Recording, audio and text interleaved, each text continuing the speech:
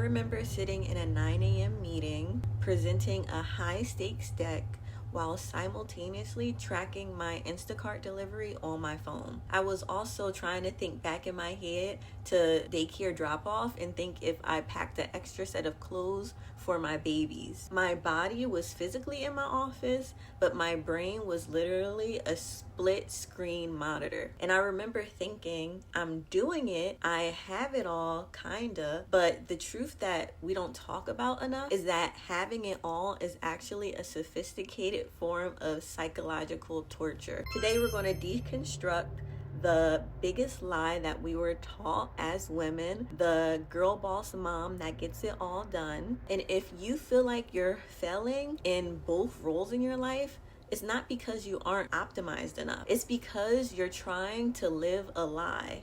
Let's talk about the cost of the identity split and the frameworks that actually saved me and my sanity. Today, we're in a different setup. I always feel like I have these really good ideas for videos, but then I think about setting up my big giant like Sony camera. I end up not filming the video, so I decided I'm just going to pull out my phone and start recording anytime that I have an idea. Yes, my hair probably should be curled, and I hope that you cannot see my kids' toys all around me right now, but I just really have it on my heart to get this message out. The lie told us that two versions of ourselves would eventually integrate into one seamless, high-functioning superhuman. But the integration is just a fancy word of permanent cognitive overload. We didn't want a balanced life. We wanted two full-time jobs crammed into one 24-hour day. As a former high performer, I didn't just believe this lie, I tried to project manage it. I brought my corporate energy into my parenting. I had spreadsheets for my kids' milestone.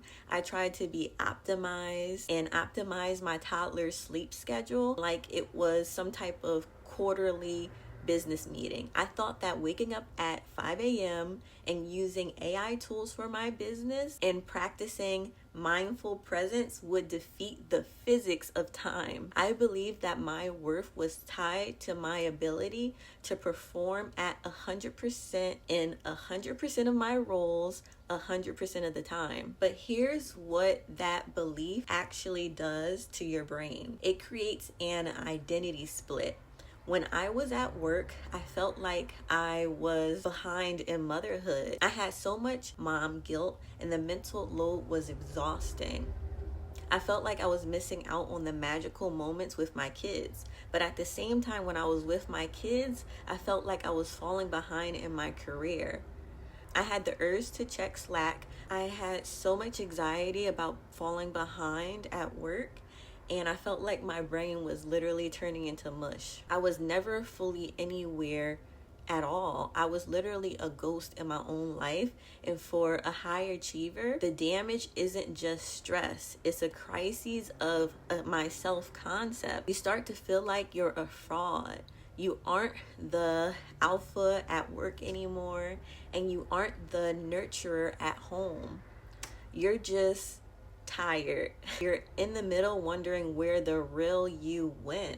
And this was especially difficult for me having two babies in 2 years because I was still technically postpartum. So I was having an identity crisis anyway. So here's how I decided to stop this split. I traded balance for seasonality. Okay, so I'm editing this video and I wanted to pop in and please ask if you could subscribe down below. It would help my channel so much. Comment down below more videos you want to see from me. I'm really trying to grow my channel and grow a community of ambitious women. And I promise you that if you subscribe down below and hang out with me enough, I will brainwash you into being the best version of yourself. Self-improvement is kind of my thing. I think about it a little bit too much and I love connecting with others. So if you identify with that, you're definitely in the right place. And yeah, thank you so much for watching and we can get back to the video now. In nature, nothing blooms all year round. So why do we expect our careers and our motherhood to do that? Seasonality means accepting that you can have it all, but just not all at the same time. Step one for me was identifying my current season. Was this the season to launch my business, or was this the season to be a matriarch, where I focus on my nervous system's need to be with my children? Step two, the rule of radical focus. When you're in a high growth career season, your goal isn't Pinterest motherhood. That has to go out the window. It becomes functional motherhood. If your kids are fed, loved, and safe, you are winning. Step three, intentional neglect.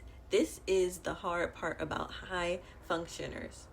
To succeed in one area, you must choose what to neglect in the other. You have to let the garden grow wild so you can finish the book. You have to let the business plateau so you can be present for your babies. And accepting seasonality isn't giving up either. It's strategic resource management. It's realizing that your life is a long game. One of the new phrases that I'm saying to myself to calm my anxiety is that life is long. It's not a 30-day sprint. The issue with me is that I felt like if I was losing momentum, then I was failing. But that's not the case. I can still do everything I want to do without killing myself and feeling like I'm half-stepping everything else. If you're watching this and you feel behind, I want you to ask yourself, what season am I actually in? Stop juggling your winter by summer standards. You aren't a failure. You are just a woman trying to navigate a system that wasn't built for your complexity. If this resonates with you even a little bit, I want to hear about your season in the comments. Are you in a season of growth, or are you in the season of groundedness? And if you're ready to heal your self-concept beyond the corporate mask, make sure to subscribe to my channel.